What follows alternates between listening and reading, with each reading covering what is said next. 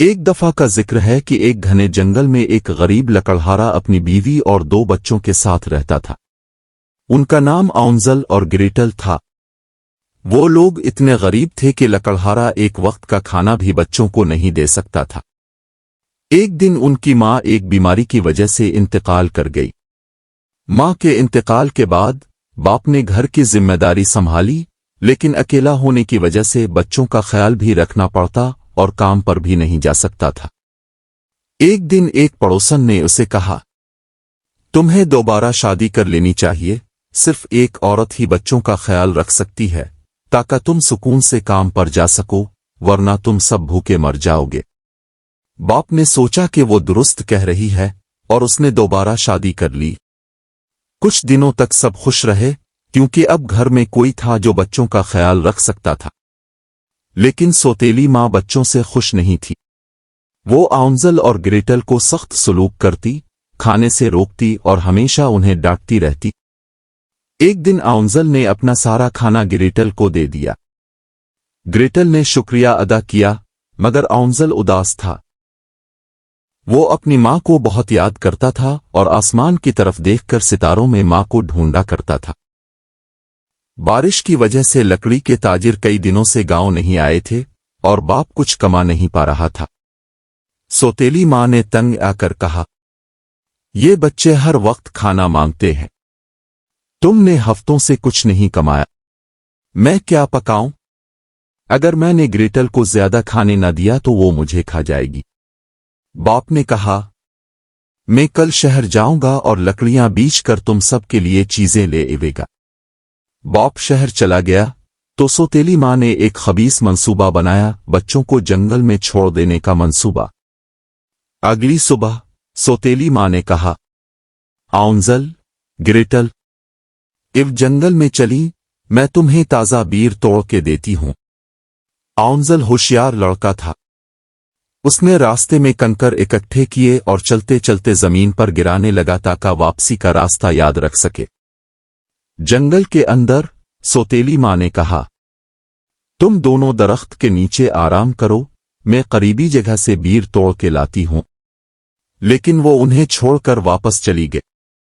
گریٹل گھبرا گئی، امی کہاں گئیں؟ بھیا، مجھے بھوک لگ رہی ہے۔ اچانک ایک بندر آیا اور ہاتھ میں پھل لے کر بچوں کو دیے۔ وہ پھل کھا کر خوش ہوئے، لیکن ماں واپس نہ آئے۔ آؤنزل نے کہا، فکر نہ کرو، ہم کنکر تلاش کرتے ہیں اور گھر واپس چلتے ہیں۔ لیکن سوتیلی ماں نے کنکروں کی لکیر مٹا دی تھی۔ وہ چلتے گئے مگر راستہ بھول گئے۔ تب ایک سفید پرندہ آیا اور چہچہانے لگا۔ پرندے کو دیکھتے ہوئے وہ چلتے گئے، یہاں تک کہ ایک چاکلیٹ کا گھر نظر آیا۔ دروازہ بسکٹ کا، چھت کیک کی اور کھڑکیاں چینی کی بنی تھیں۔ واہ، یہ تو جنت ہے! وہ کھانے لگے کہ اچانک دروازہ کھلا۔ ایک بوڑھی عورت نکلی۔ یہ تم کیا کر رہے ہو میرے گھر کا؟ بچوں نے کہا، ہم بھوکے ہیں اور جنگل میں کھو گئے ہیں۔ بوڑھی عورت نے کہا، او بیچارے بچوں، ایو اندر، دادی ماں تمہیں کھانا دیتی ہے۔ مگر وہ عورت دراصل ایک چڑیل تھی۔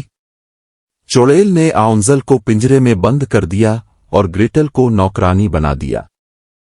جب یہ موٹا ہو جائے گا تو میں اسے پکا کر کھا جاؤں گی۔ آؤنزل ہوشیار تھا۔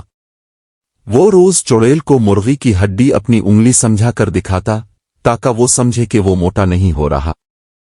ایک دن چڑیل نے کہا، اب بہت ہو گیا، میں اسے کھا جاؤں گی۔